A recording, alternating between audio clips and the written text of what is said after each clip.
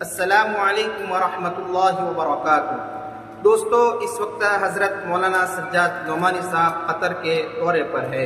دوستو، حضرت مولانا سجاد نعمانی صاحب وہاں خطاب کرتے ہوئے انڈیا کے لوگوں سے بہت بڑی اپیل کی ہے۔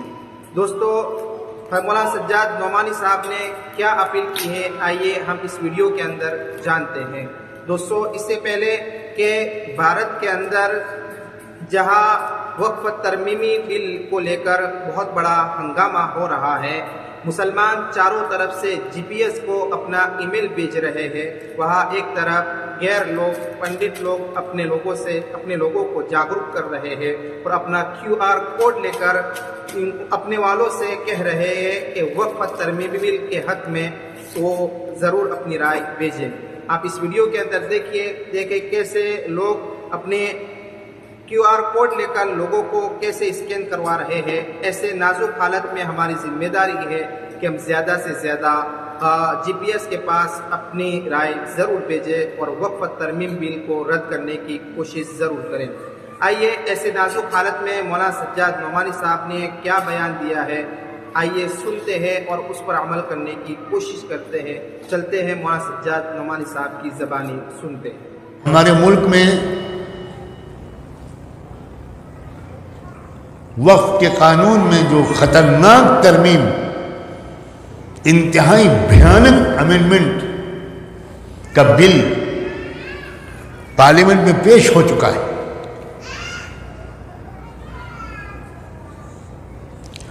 مجھے نہیں معلوم آپ میں سے کتنے لوگوں کو اس کی فکر ہے، کتنے لوگوں کو اس کے بارے میں معلومات ہے۔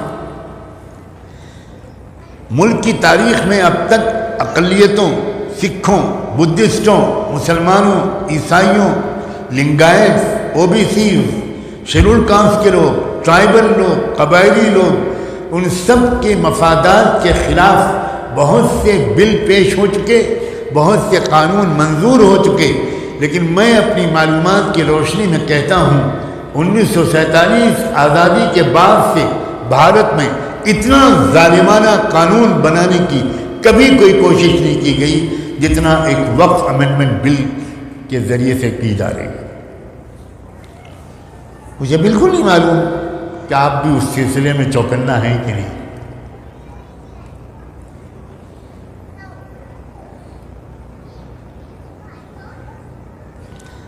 لاکھوں کی تعداد میں، بلکہ کروڑوں کی تعداد میں پوری دنیا میں رہنے والے انڈین مسلمانوں کی طرف سے جواب جانا چاہیے۔ سخت سیاسی دباؤ کے بعد حکومت مجبور ہوئی کہ ایک جوائنٹ پارلیمنٹری کمیٹی کے سامنے اس بل کو رکھے اور ایک سرکولر جاری کیا گیا کہ پوری دنیا میں جہاں کہیں بھی انڈین شہری بستے ہوں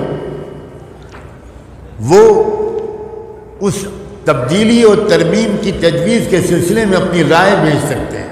آپ کو حیرت ہوگی، پرانے وقف قانون میں 150 ترمیمات اس مجوزہ بل میں رکھی گئی ہیں۔ کوئی مسجد محفوظ نہیں رہیں گی، کوئی مدرسہ محفوظ نہیں رہے گا، کوئی خانقاہ محفوظ نہیں رہے گی، کوئی قبرستان محفوظ نہیں رہے گا اگر یہ قانون منظور ہو گیا، ایکٹ بن گیا۔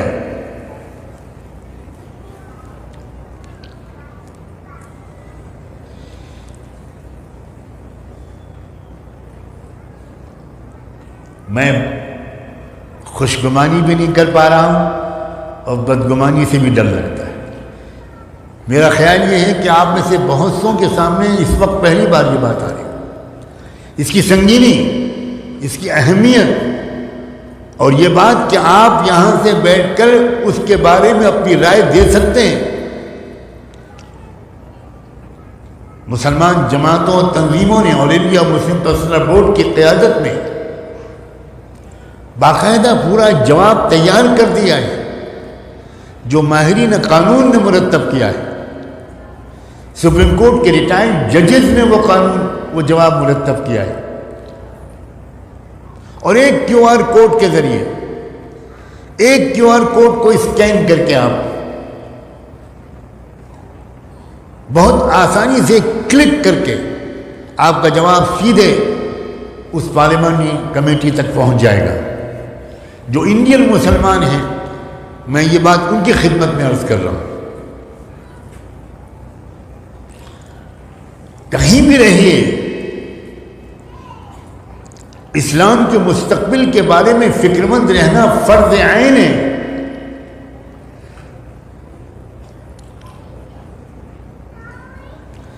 میں نے یہ جو بات کہی تھی کہ جب بھی کہیں ایسے علاقوں میں جانا ہوتا ہے جہاں الحمدللہ چشم بد دور، اللہ نظر بد سے بچائے، نسبتاً بہتر حالات میں ہمارے بھائی و بہنیں فیملیز رہتی ہیں تو خوشی بھی ہوتی ہے، لیکن جس غفلت کی نیند میں ہیں ہمارے بھائی اور بہن، اس کو دیکھ کر بہت دکھ ہوتا ہے، بہت دکھ ہوتا ہے۔ کیا یہ بے وفائی جائز ہے؟ کیا یہ بے تعلقی شرافت کی دلیل ہے؟ آپ اپنے ملک کی مسجدوں کو چھوڑ آئے ہیں کہ بنا لو اس میں مندر، آپ چھوڑ آئے ہیں اپنے قبرستانوں اور اوقاف کو۔ آج کے مسلمان خود تو کیا وقف کرتے، وہ آبا و اجداد کی وقف کردہ جائیدادوں پر قابض ہیں اور ان کو بیچ رہے ہیں۔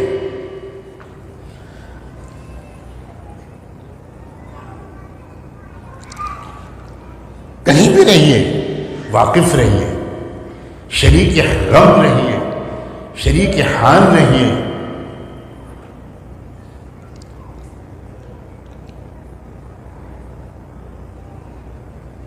مجھے جدے میں ایک ہندو لیڈی ڈاکٹر نے بتایا تھا کہ بابری مسجد کو شہید کرنے کی جو پوری تحریک چلی ہے، اس پوری تحریک کو سب سے زیادہ جو فائننس کیا ہے وہ گلف کنٹریز میں رہنے والے ہندوؤں نے اور امریکہ میں رہنے والے ہندوؤں نے کیا ہے۔ چلو پر پانی میں ڈوب مرنے کی بات ہے۔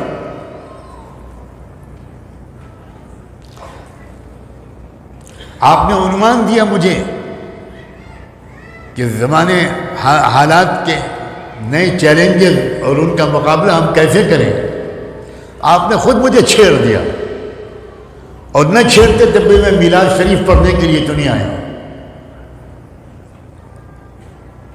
میں جھجوڑنے کے لیے آیا، میں سوئی ہوئی غیرت و حمیت کو جگانے کے لیے آیا،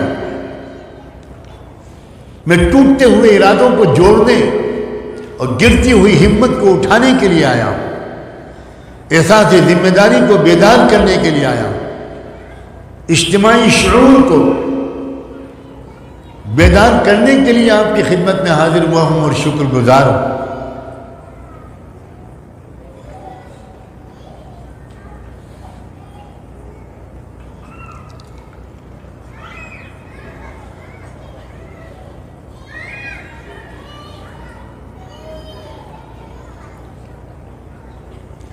دوسروں کو انصاف دلانا تو چھوڑیں، مسلمانوں کی اکثریت تو خود اپنے اوپر ہونے والے ظلم کا مقابلہ کرنے میں کوئی ایکٹیو پارٹیسپیشن کرتی ہوئی دکھائی نہیں پڑتی۔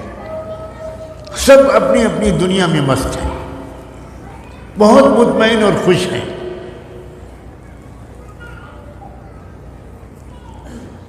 اور یہ بنیادی طور پر اس کے پیچھے ایک بڑی زبردست کمی ہے کہ آخرت کی فکر سے ہم غافل ہیں۔ سب سے بنیادی جو ہماری کمی ہے، کلا بل تحبون العاجلہ وتذرون الآخرہ، کتنا سنگین مرحلہ پیش آنے والا ہے آخرت میں۔ آخرت کے تذکرے ہمارے گھروں میں نہیں ہوتے۔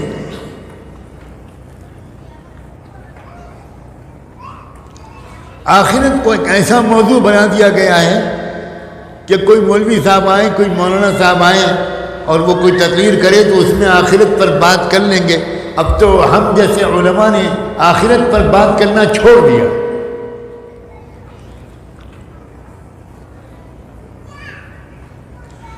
جن لوگوں کو اپنی آخرت کی فکر ہے وہ انفرادی فرائض بھی ادا کرتے ہیں، اجتماعی فرائض بھی ادا کرتے ہیں، اور اللہ سے مغفرت کی امید کے سوا کوئی ان کو انعام، شہرت، کوئی کچھ یافت نہیں چاہیے۔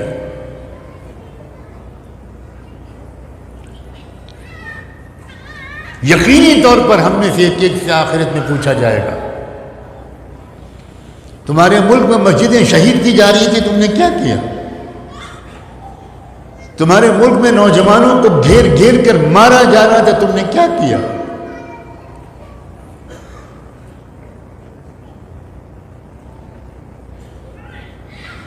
تمہارے گھر میں 80 کروڑ، تمہارے ملک میں 80 کروڑ لوگ، 80 کروڑ ملک کی آبادی کا آدھے سے بڑا حصہ، یہ وہ ملک ہے جو وشو گرو بننے کا دعویٰ کرتا ہے۔ کس کی آنکھوں میں دھول جھونک رہے ہو تم؟ پورے ملک کی دولت کو 4-5 یا 20-25 کارپوریٹ ہاؤسز کو، پورے ملک کی دولت کو چوز کر ان کو مالدار بنایا جا رہا ہے۔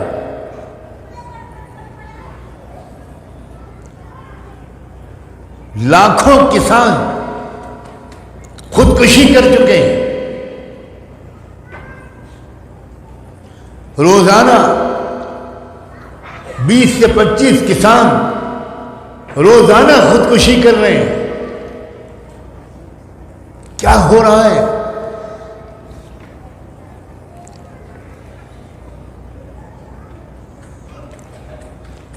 کاش کہ ہم سب مرد اور عورتیں، میرے نوجوان بیٹے اور بیٹیاں، میرے بھائی اور بہنیں، وہ سوچیں کہ ہم کیا کر سکتے ہیں، اب اپنے ضلع کی ترقی میں کیا حصہ لے سکتے ہیں، اپنے گاؤں میں کیا کر سکتے ہیں۔ آپ ہر شخص اگر اپنے چھوٹے سے پڑوس کے ماحول میں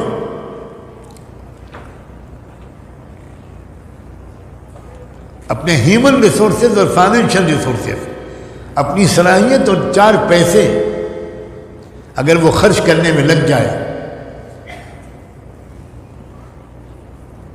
تو واللہ بہت خاموشی کے ساتھ پورے ملک میں بہار لائی جا سکتی۔